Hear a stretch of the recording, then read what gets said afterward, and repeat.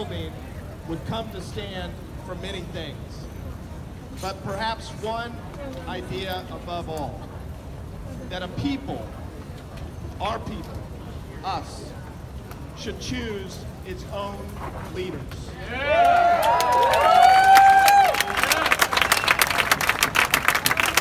Today, that bedrock principle of this nation is under attack.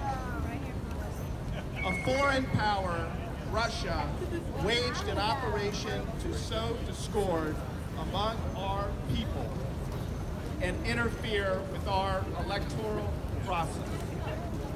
Russia worked openly to elect this president.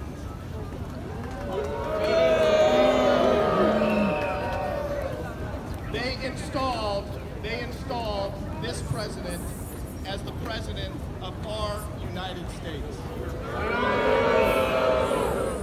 And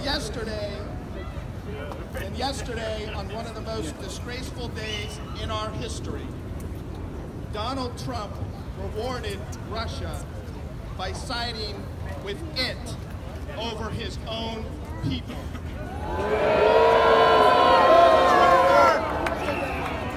Including intelligence officials, the men and women who toil morning, noon, and night to keep this nation and each of us safe. Today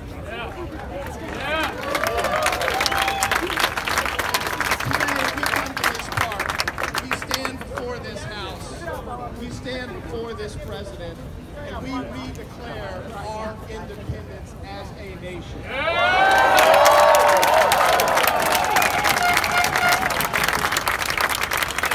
This president is so incompetent.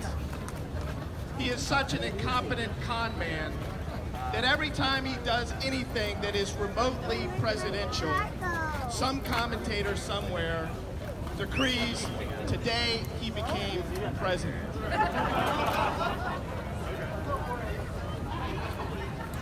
But to be clear, yesterday, Donald Trump gave up any chance of ever being our president.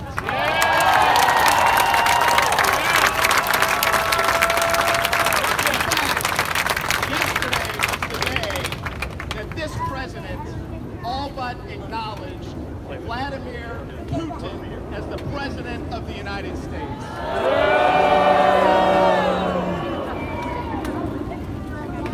Now, as most of you know, I'm not a big fan of Donald Trump. I've never been a big fan of Donald Trump. But on that election night in 2016, I reacted very similar to perhaps many of you here today. As I went to bed, I did that too. As I went to sleep that night, I had various hopes for our nation despite the election results. I tried to believe the best. Maybe someone told him that he had to say all of those awful things to win. Maybe he would find a way to do the right thing.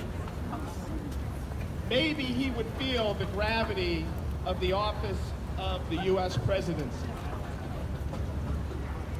Maybe he would protect us from our enemies and those who sought to undermine our democracy. Maybe when that door to the Oval Office closed behind him for the first time, he would feel the awesome weight of the office and his responsibilities. You got a microphone, but you're not speaking very much. Maybe despite all of what he said during the campaign, all of the divisive rhetoric, all of the race baiting, all of the division, maybe, just maybe, he would respect the republic that he was elected to lead and the fundamental values undermining our republic. I, like so many of you on that election night, had hoped that the office would change the man. We now know that the man has changed the office.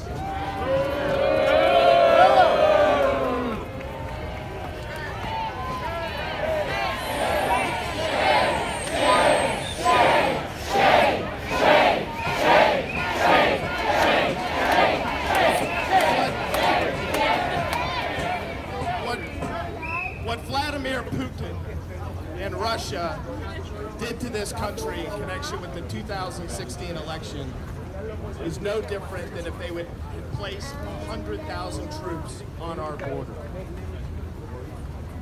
This was an invasion. It was an electronic invasion. Let's be clear. Putin and Russia made a strategic surgical strike at the very thing that makes our nation strong, our democracy and our ability to elect our leaders. It used hackers and tweeters to divide us. It used hackers and tweeters to elect this president. There is now no doubt on who did this to America. There is no doubt when they did it. There is no doubt where they did it. There is no doubt what they did. The only thing that I cannot answer, and the only thing that each of you cannot answer, is why. Why doesn't Donald Trump have a problem with this act of aggression against America? Why doesn't Donald Trump stand against Russia and Putin and with America?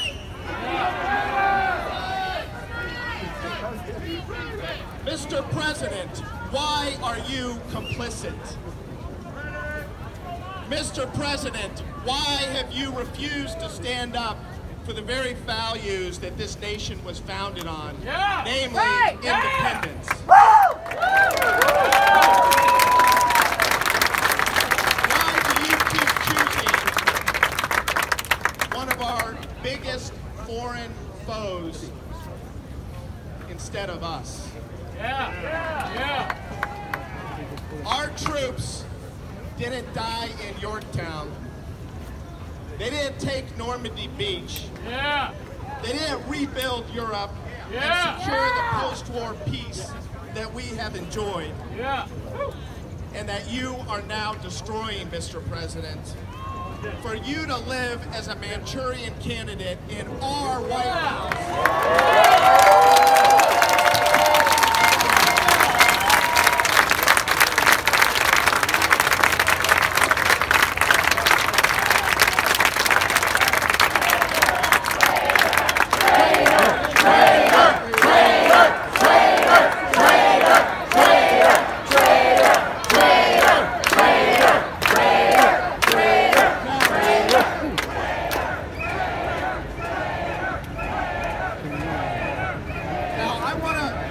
Say something in particular to my brothers and sisters on the right. I grew up in the red and purple states of Utah, Colorado, and Missouri. I have known and been close to a number of Republicans in my lifetime. I have counted them as my friends, my confidants. I believe in a strong and sensible conservative party in America. I believe it is healthy for our nation. But to my brothers and sisters on the right, I say this. I cannot fathom the possibility that after witnessing what you witnessed yesterday, after you witnessed this president stand shoulder to shoulder with Vladimir Putin and choose Russia over America, I cannot believe that you continue to stand behind this president. Come back to reality!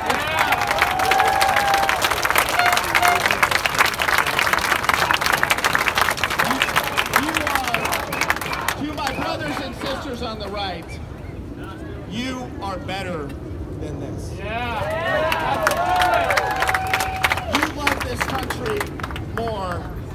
this. Yeah. You are patriots like me. Patriots first!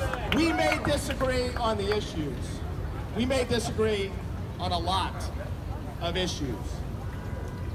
But this is the time for choosing.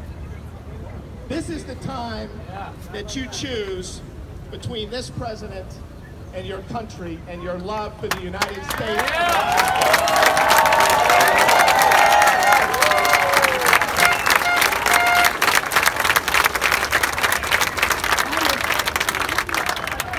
USA! USA! USA! USA! USA! USA! USA! USA! I was born in 1971 in the thick of the Cold War. I remember the moral clarity of Ronald Reagan when he spoke about the Soviet Union. I still remember the sirens. I still remember the drills at school. Mr. President, you obviously don't remember the sirens. You obviously don't remember the drills. You obviously don't remember Ronald Reagan. Yeah. And more importantly, you have forgotten the oath that you took. And that was not to protect Vladimir Putin or Russia, but that was to protect our Constitution and these people here in the United States of America.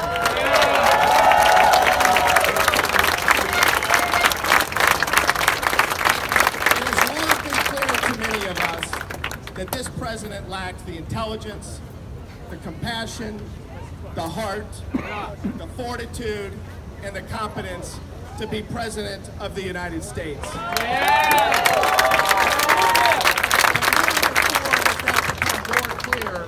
Than it was yesterday in Helsinki, standing shoulder to shoulder with Vladimir Putin, one of the staunchest enemies of the United States, and choosing him and Russia over us. It is time for him to go.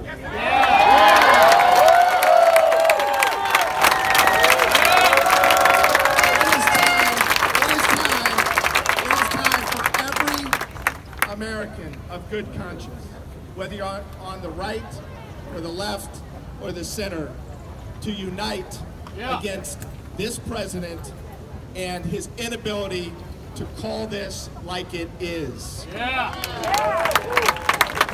to refuse to acknowledge that the 2016 election was stolen from the American people.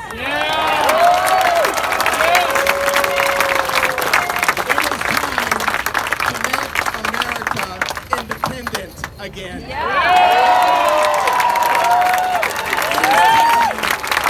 time to make America respected again.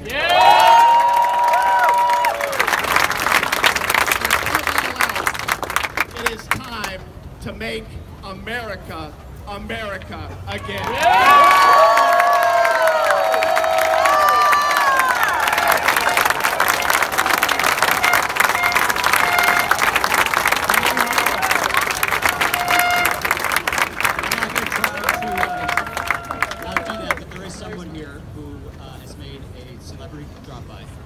Who deserves the 2017-2018 Raise Awareness Award for when she's not here. Can't hear you. I'm going to praise.